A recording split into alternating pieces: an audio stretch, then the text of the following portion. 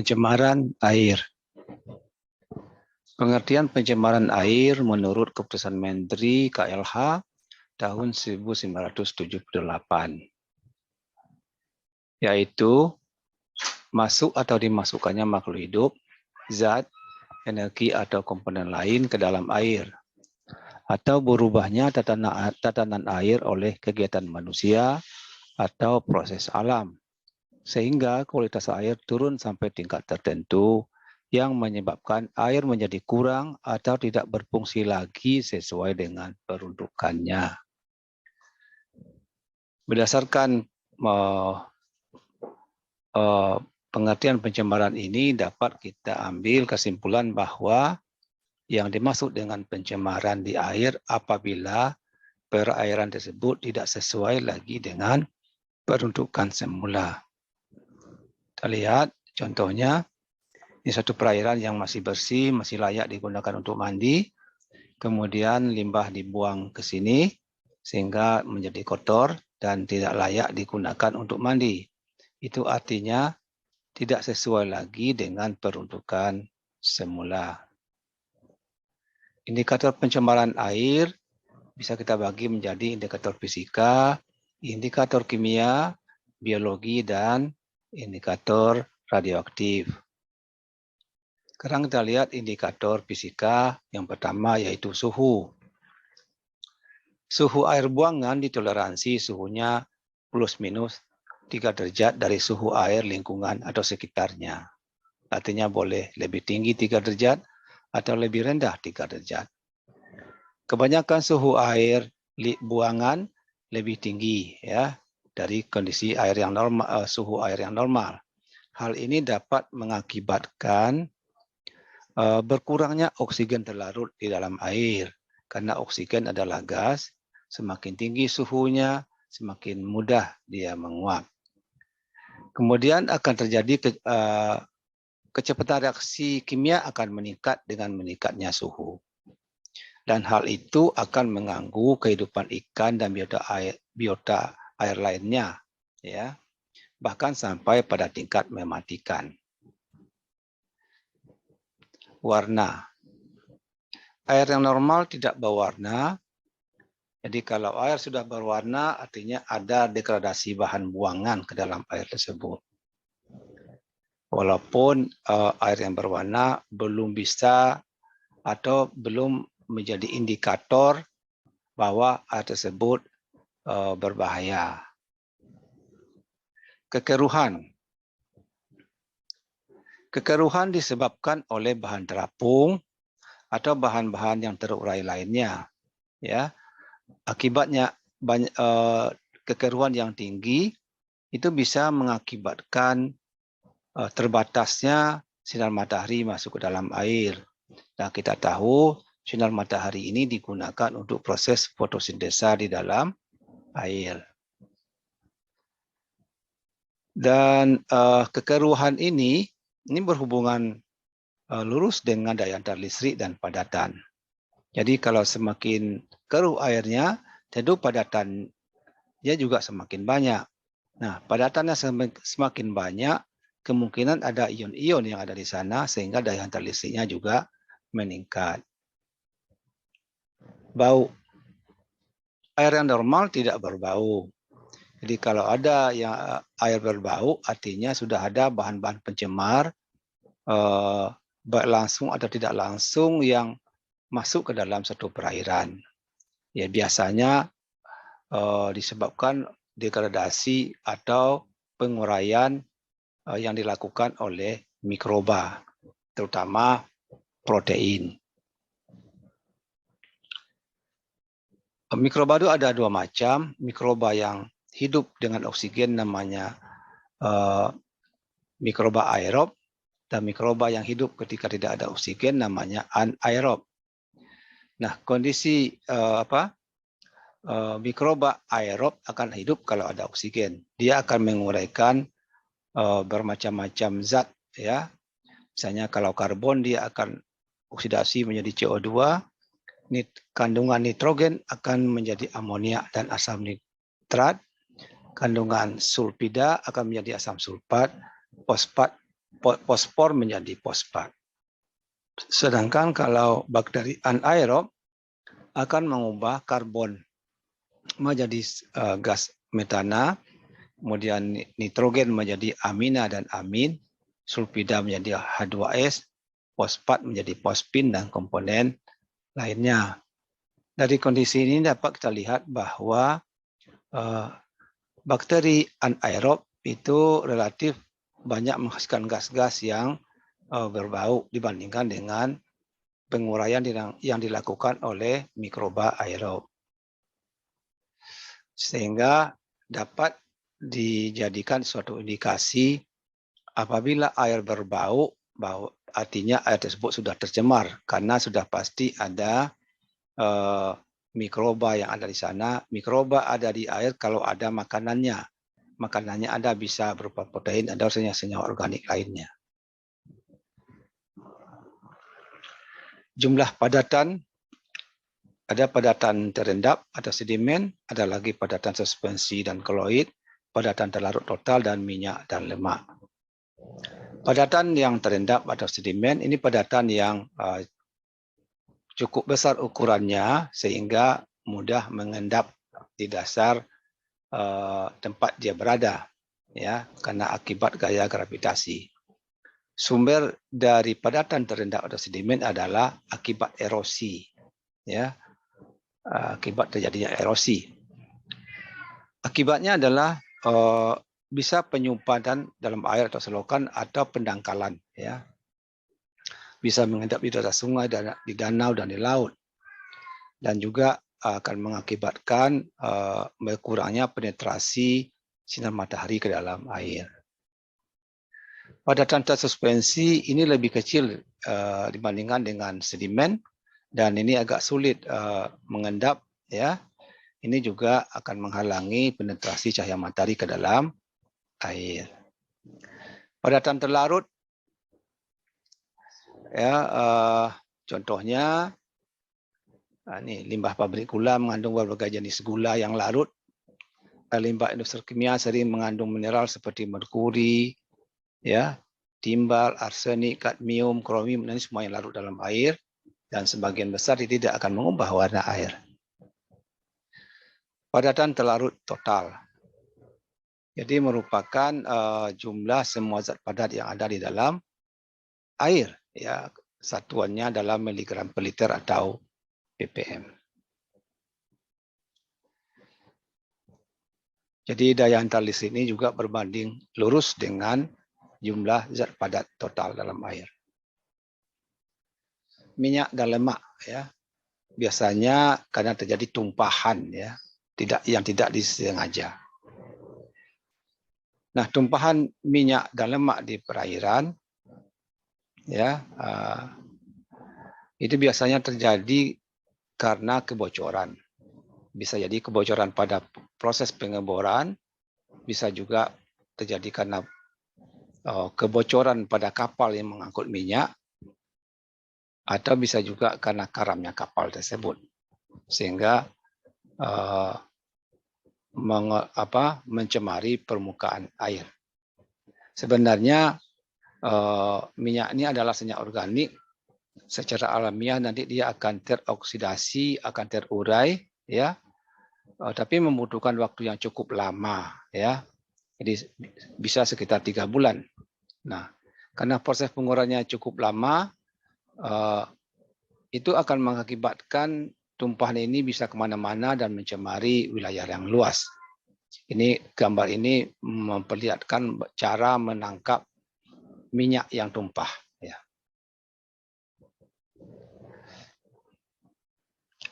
Kita lihat ilustrasi akibat pencemaran minyak di air. Ini matahari, ini permukaan air yang berminyak.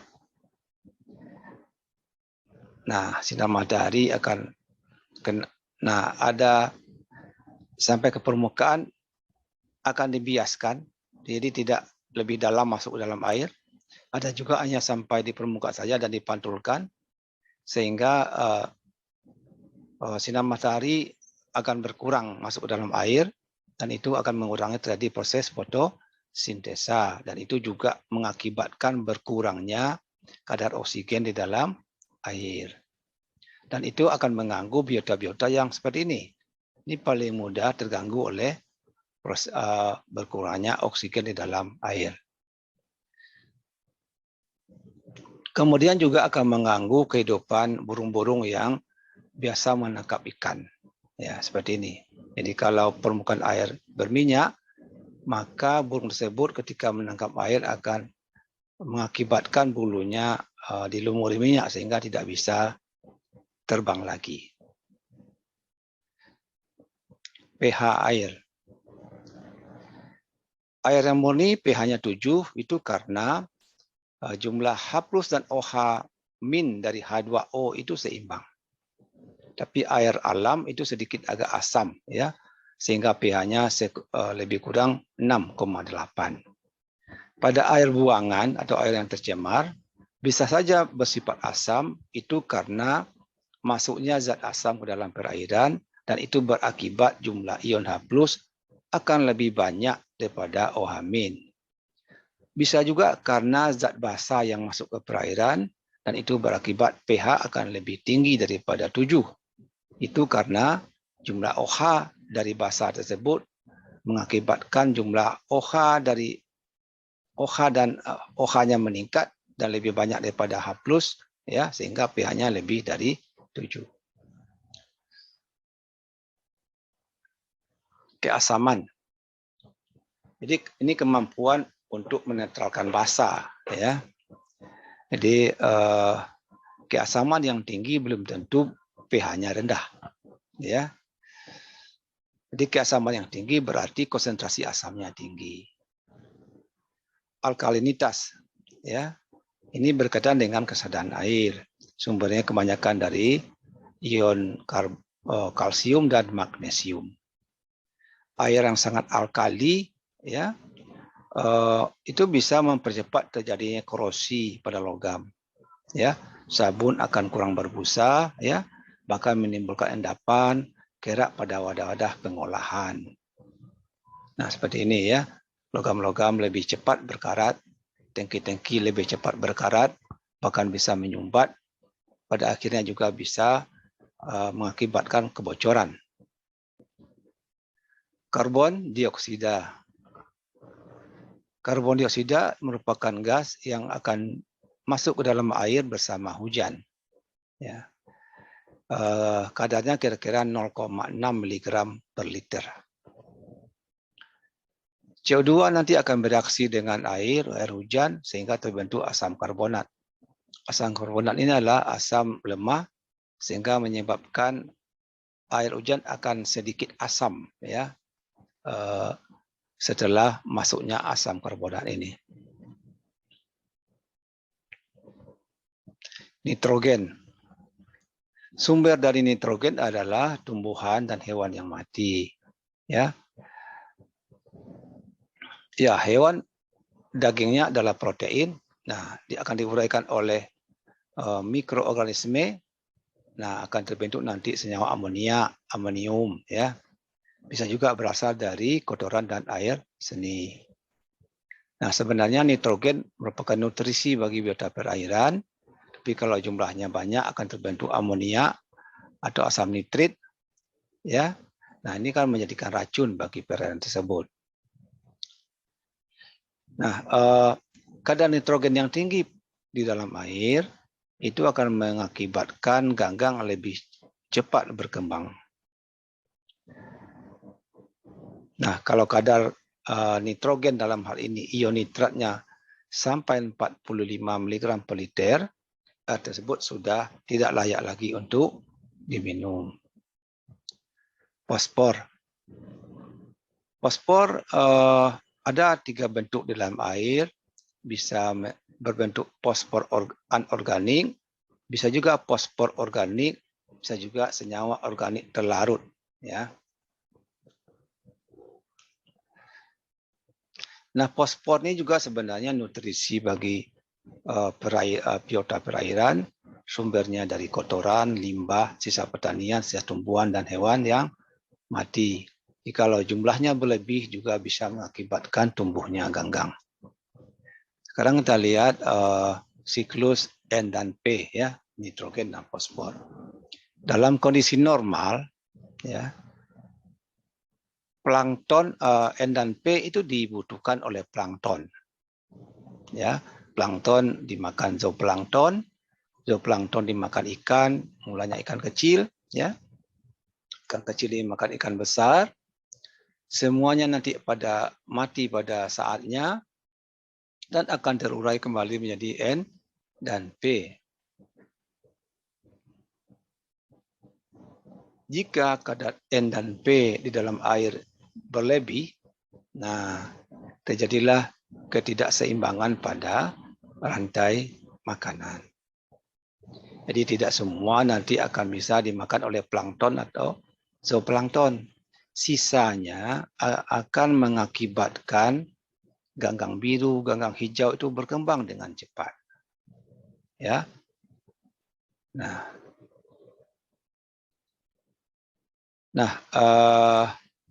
ganggang tersebut akan mengapung di permukaan air dan akan mengganggu jalannya sinar matahari dan mengakibatkan kadar oksigen di dalam air bisa berkurang.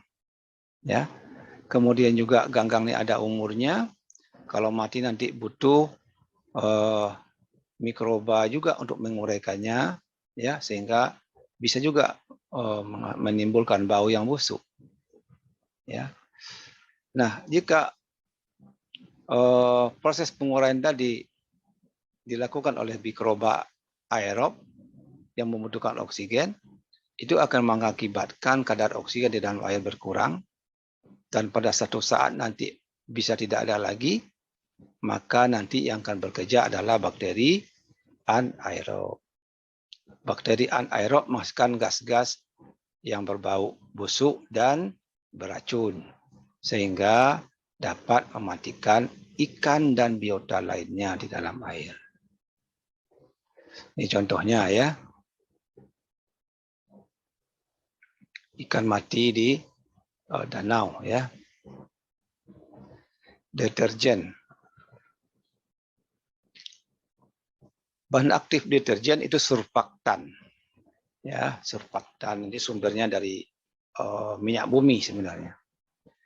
Dibandingkan dengan sabun biasa, deterjen ini lebih sulit terurai dibandingkan dengan sabun, ya, sehingga ya bisa kita lihat buihnya akan bertahan cukup lama di perairan kalau jumlahnya banyak.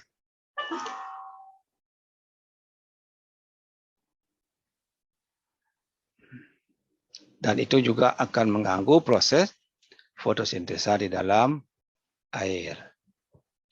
Oksigen terlarut. Ini oksigen ini adalah sumber kehidupan biota perairan.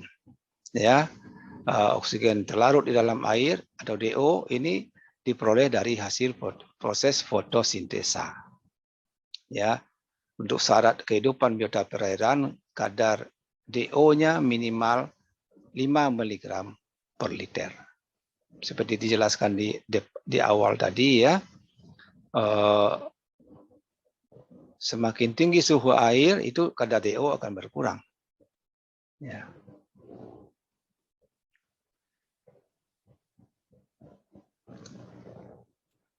Nah, kadar oksigen di dalam air bisa dipengaruhi oleh terhambatnya penetrasi cahaya matahari ke dalam air seperti adanya ganggang tadi. Pencemaran minyak juga, ya, tanaman air, bisa juga suhu yang panas atau adanya bahan-bahan organik dan anorganik di dalam air. Selanjutnya senyawa organik. Jadi senyawa organik itu mudah larut di dalam air, ya. Tapi kalau senyawa organik ada di dalam air, itu akan mengundang bakteri akan berkembang di sana, ya.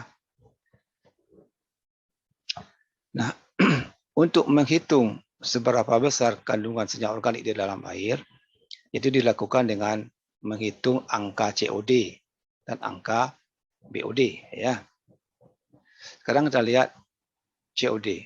COD adalah chemical oxygen demand, yaitu oksigen yang diperlukan untuk menguraikan senyawa organik di dalam air. Ini senyawa organik, ini oksigen. Ya, nah, jadi semakin banyak senyawa organik di dalam air, berarti butuh oksigen yang lebih banyak. Nah, semakin banyak oksigen yang dibutuhkan, artinya kadar COD-nya semakin tinggi. Semakin tinggi kadar COD, artinya airnya semakin kurang bagus.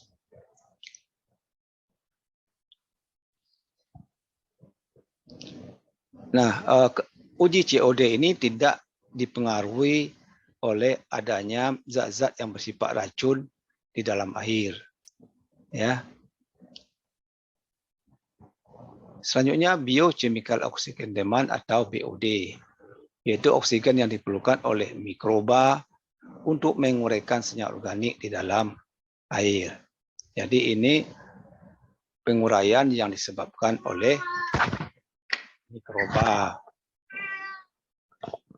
Kita lihat senyawa organik, oksigen, dan mikroba. Nah, jika di dalam air ada senyawa organik, maka mikroba akan berkembang di sana. Mikroba bisa hidup kalau ada oksigen.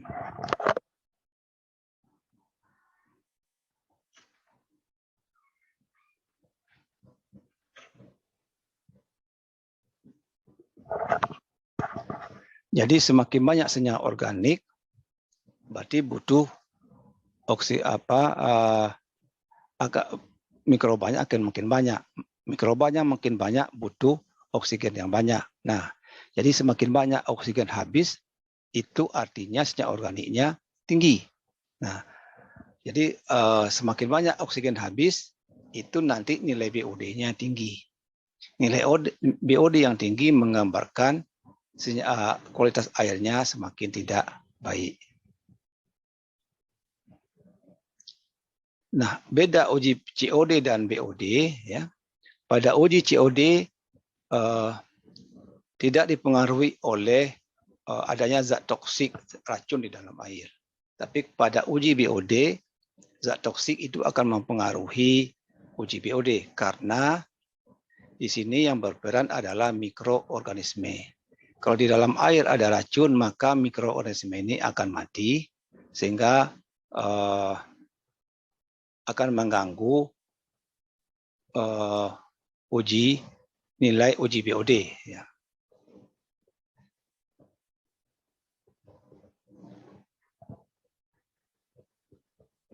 Ini senyawa-senyawa atau zat yang bisa atau bersifat racun yang bisa mengganggu uji BOD, yaitu logam-logam ya.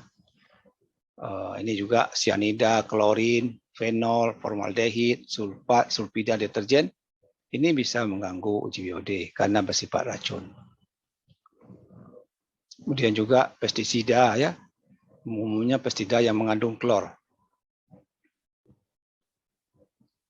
Selanjutnya logam-logam berat yang terlarut seperti merkuri, timbal, arsenik, kadmium, kromium dan nikel. Ya, logam-logam ini bisa mengendap di dalam tubuh kita, tinggal dalam tubuh dalam jangka waktu yang lama sebagai racun yang terakumulasi. Jadi artinya semakin banyak dalam tubuh kita dia semakin berbahaya. Merkuri, penggunaannya bisa untuk produksi klor dan kaustik soda ya. Digunakan juga untuk lampu, untuk baterai ya. Kemudian juga menjadi salah satu komponen pada cat. Kebanyakan cat kapal itu ya menggunakan merkuri. Kertas-kertas berharga ya itu juga ditambahkan merkuri. Pemurnian emas ya. Kenapa perlu ditambahkan merkuri pada cat dan kertas? Karena sifatnya sebagai fungisida ya, anti jamur supaya bahan yang dicat tidak cepat berjamur atau kertas-kertas berharga tidak cepat berjamur.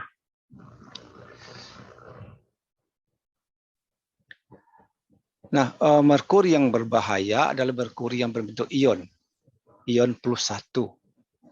Kalau merkuri berbentuk ion ini masuk dalam tubuh kita, maka dia nanti akan mencari pasangannya yang negatif. Misalnya bertemu dengan senyawa metil dalam tubuh kita. Maka dia nanti akan menempel di dalam tubuh dan tidak mau keluar lagi. Dan ini akan mengganggu aktivitas enzim ya di dalam tubuh kita. Kita tahu enzim gunanya sebagai katalis. Jadi kalau katalis terganggu, berarti proses fotosintesa dalam tubuh kita juga terganggu.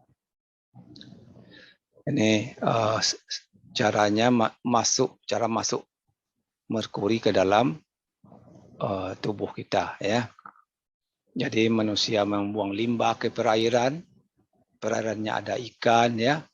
Kemudian ikan ditangkap manusia, ikannya dimakan. Nah, masuklah nanti merkuri ke dalam tubuh manusia. Timbal atau pelumbum atau PB ya. Ini sumbernya pada baterai, aki ya, amunisi, pelapis kabel dan pipa ya, bahan untuk solder, dan juga industri yang menggunakan timbal pada proses produksinya. Nah, akibat yang timbulkan kalau terpapar timbal ini adalah bisa mengganggu sistem produksi dan bisa juga merusak ginjal. Bisa juga mengganggu sistem saraf ya. Nah, kadar maksimum timbal untuk air minum 0,001 mg per liter air.